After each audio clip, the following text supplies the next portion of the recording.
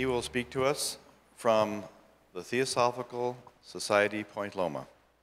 Dear friends, dear fellow Theosophists, dear co-students of the ancient wisdom, Theosophy, actually I hope that we are not just students, because just study the teachings is like a thought without an action.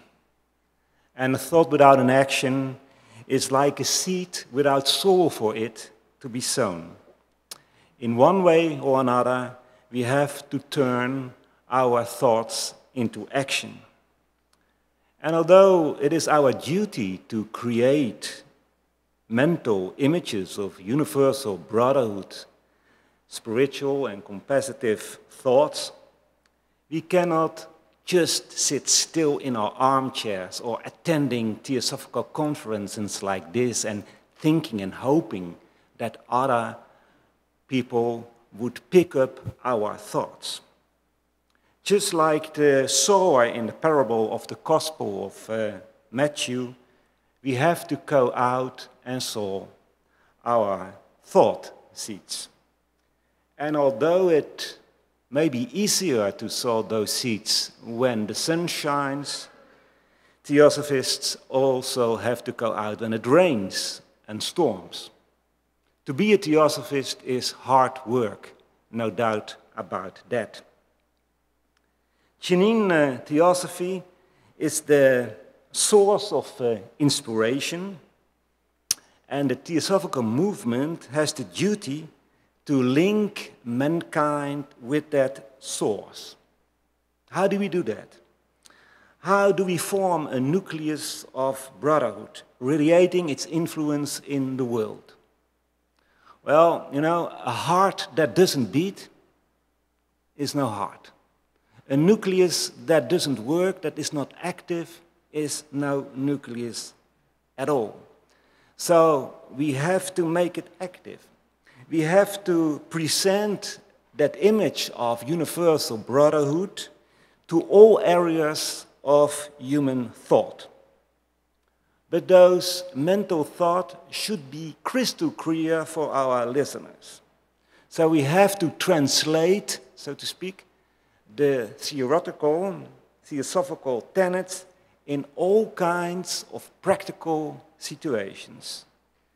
We should clarify theosophy with all types of examples and all types of arguments in such a way that both the intellect and the Buddhic heart can see the truth of it. We certainly don't mean that we should impose theosophical thoughts on others. Of course, we respect everyone's free will.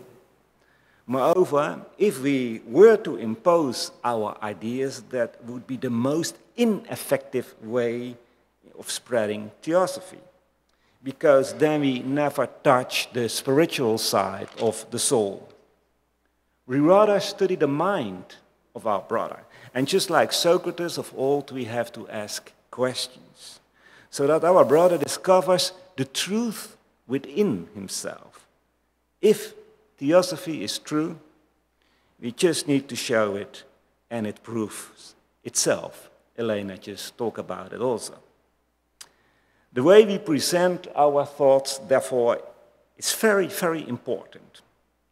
We should never rely on feelings or emotions, because since they are so volatile, the ideas will never take root in the long term. If we can show the logic of our ideas, if we can point out that you can recognize those ideas in nature and in your own life, in your own consciousness, humans will develop an inner confidence in their truth, and thus they will increasingly rely on their inner qualities, their intuition, which ultimately lead to a perception, to a direct experience of the theosophical teachings. We believe that this was the policy since the foundation of the I.S.I.S. HPB in particular published from the moment that the I.S.I.S was founded in 1875 a massive number of teachings which put a barrier against the advancing materialism, which was killing the dogmas and the power of the churches, but it denied the divine and spiritual part of human consciousness. Theosophy had to show the divine origin of the human race. The founders, however, did not just publish the teachings, they also organized the practical concretization of those ideas. And they did so in all areas of society. Just a few examples. Take the first cremation in the United States in 1876, organized by the founders, and in which they wanted to show the impermanence of the body. Later, in India, they succeeded to reduce the division between sects and castes and races. On the annual convention of I.S.I.S in 1889, there were delegates, and that was very special at that time, there were delegates of the Hindu, Parsi, Buddhist, Islamic, Hebrew, and Christian religions. Brotherliness has become to prevail. Another practical concretization, in Sri Lanka, there was, especially thanks to the hard work of the president founder, Colonel Olcott, a revival of suppressed Buddhism. Another example, in London, East End, the first working women's club was founded. It was the first women's club in the UK, wholly free of theological creed and conditions. Perhaps it seems contradictory that the theosophical application is the most important. Well, the main task of the Lodge of Wisdom and Compassion is to form mental Buddhic images. However, it is not a contradiction, because all of those activities are the result of thought, theosophical thoughts, thoughts of unity, of brotherhood. Civilization is built on thought.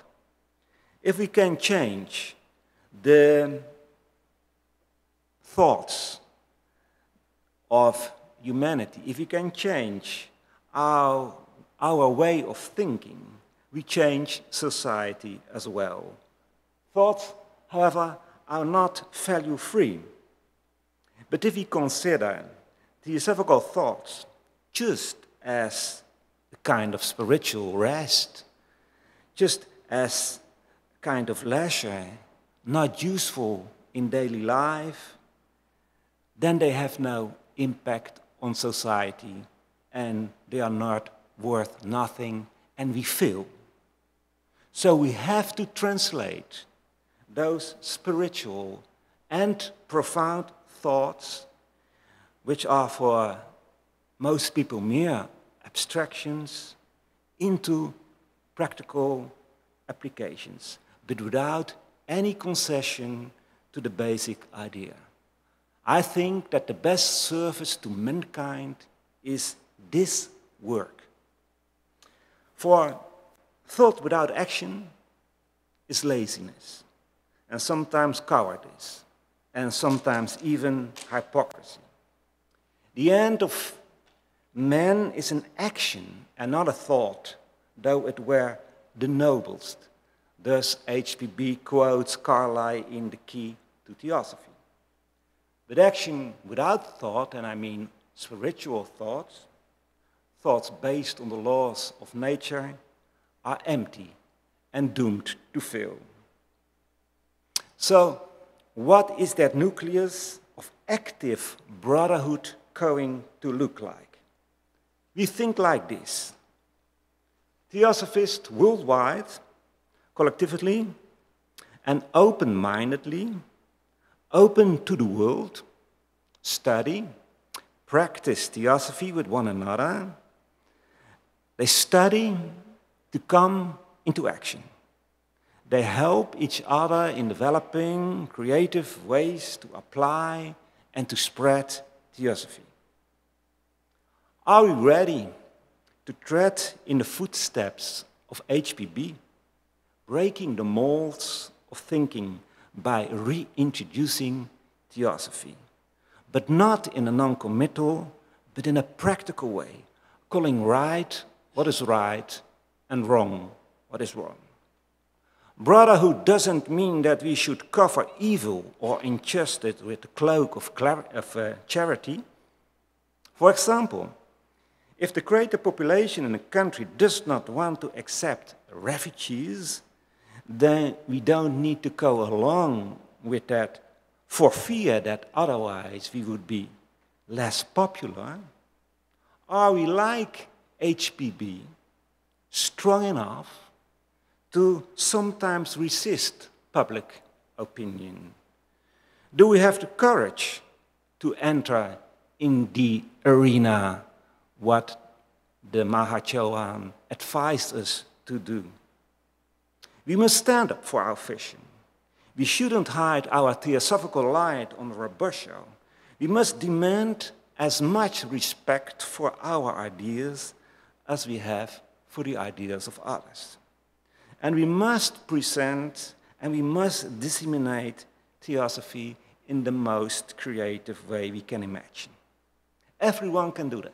In his own environment, his own family, his work, his neighborhood. But of course, this work is more powerful when we do it together. Then we create a very powerful healing force. It not only heals, but still better, it prevents disharmony. It prevents diseases. We want to explain this policy to you with some examples from different areas of society. First, a religious example. In our world, there is a lot of disagreement between the adherents of different faiths, such as Christianity, Islam, Buddhism, Hinduism. We know that Master Kuthumi wrote in one of his letters that religion is the source of 2/3 of all evil in the world.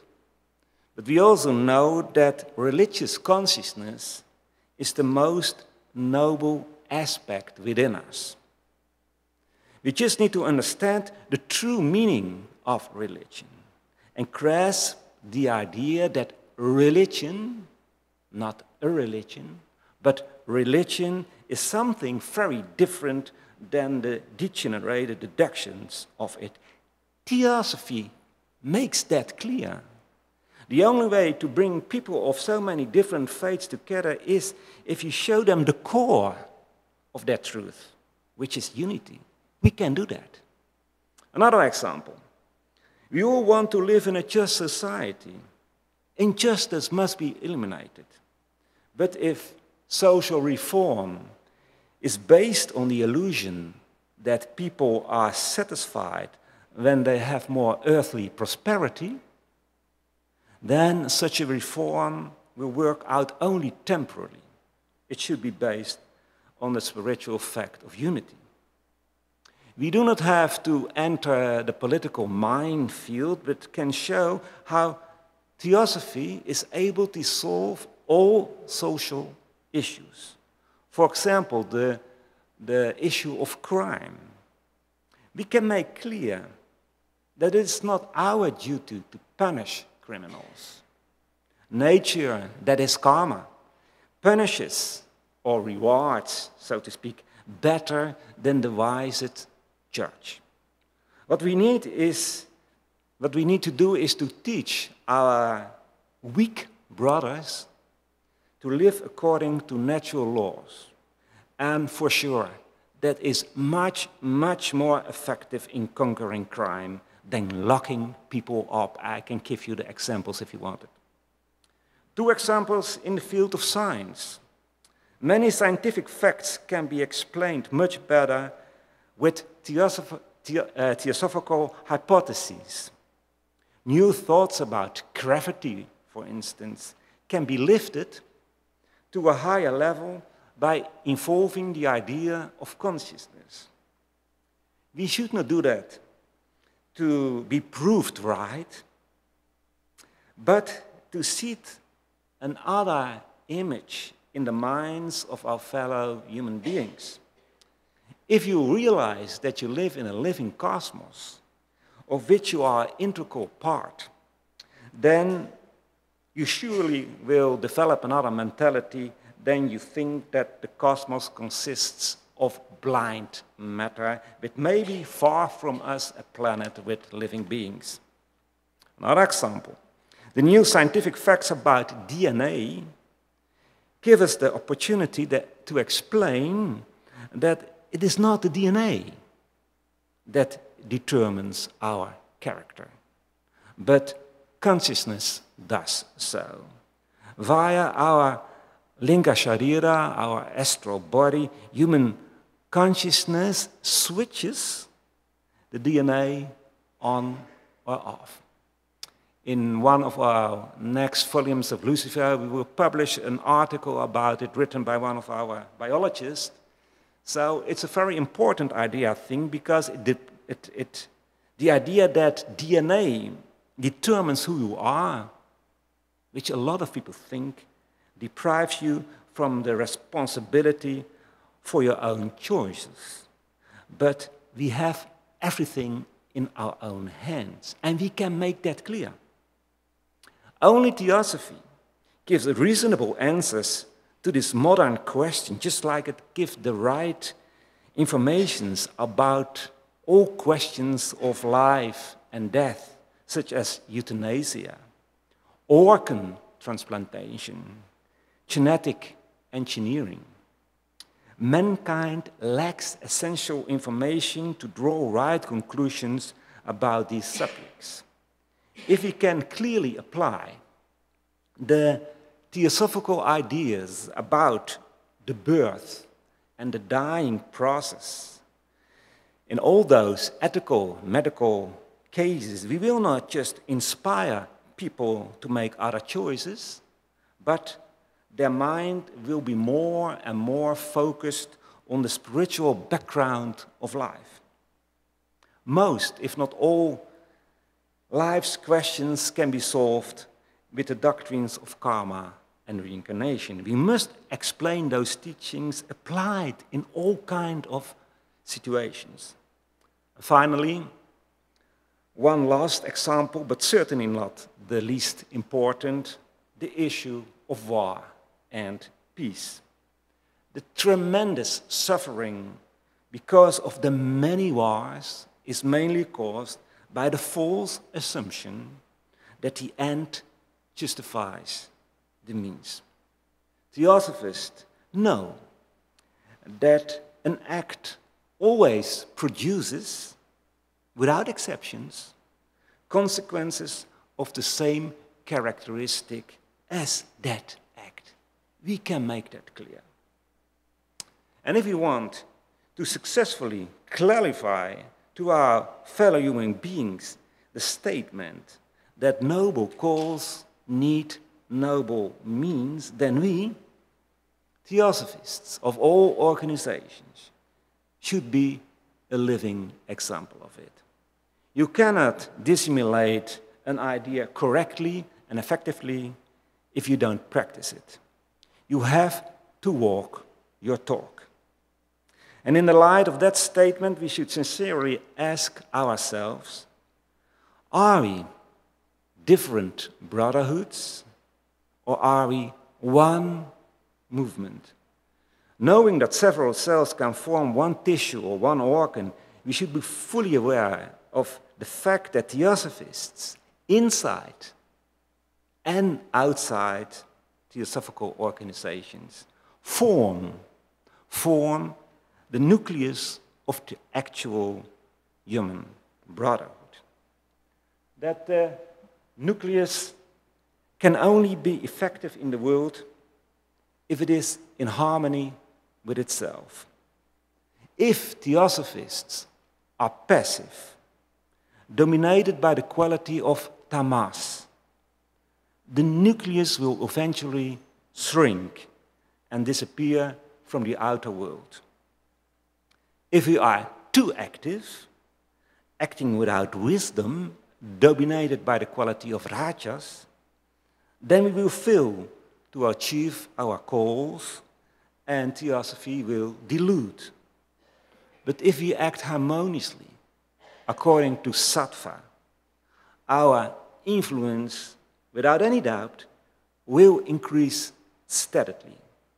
But we have to act. Doing nothing is not an option. Together we have to shed the theosophical light on all issues with which humanity struggles. Spreading Theosophy together is very important. Only by impersonal, or above personal, suprapersonal cooperation, we can be a fallible instrument for the masters.